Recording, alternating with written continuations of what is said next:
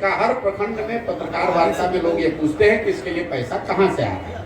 उसका जवाब ये है कि ये पैसा वहां से आ रहा है जिनको पिछले 10 वर्षों में हमने राजनीति के क्षेत्र में आगे बढ़ाने में मदद की है, कंधा लगाया है। आज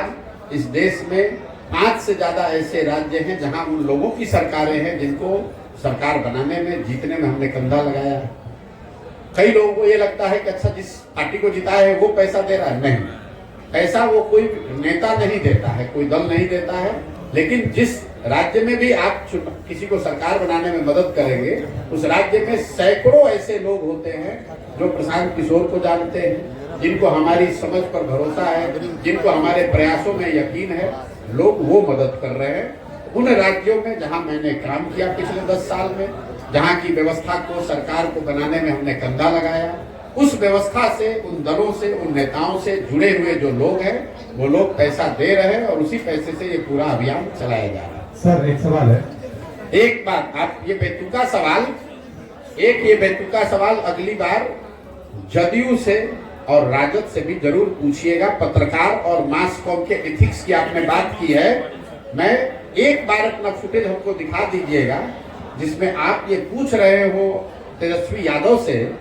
कि राजद को राजनीति करने के लिए पैसा कहां से आता है,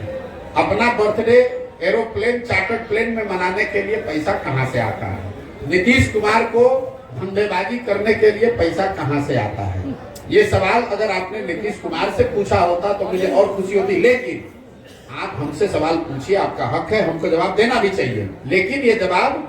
सबसे मांगा जाना चाहिए। सिर्फ जनसुराज से दूसरा न दे तो भी मैं दूंगा, सुनिए,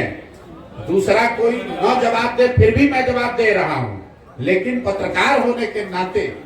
आप गिरिराज सिंह से भी पूछिएगा, यहाँ पर डॉक्टर तनवीर से भी पूछिएगा और नीतीश कुमार, लालू यादव से भी पूछिए, तेजस्वी यादव से, कि आप लोग जो राजनीति करते हैं, प्रशांत किशोर तो कह रहे हैं कि दूसरे राज्य में जिसका मदद किए थे वो पैसा दे रहा है, और बिहार में तो कम से कम कोई खड़ा होकर माई कलाल नहीं कह सकता है कि हमने 1 रुपया भी किसी से लिया है जीवन में। लेकिन राजद और जदयू को पैसा कौन दे रहा है, इस पर भी मैं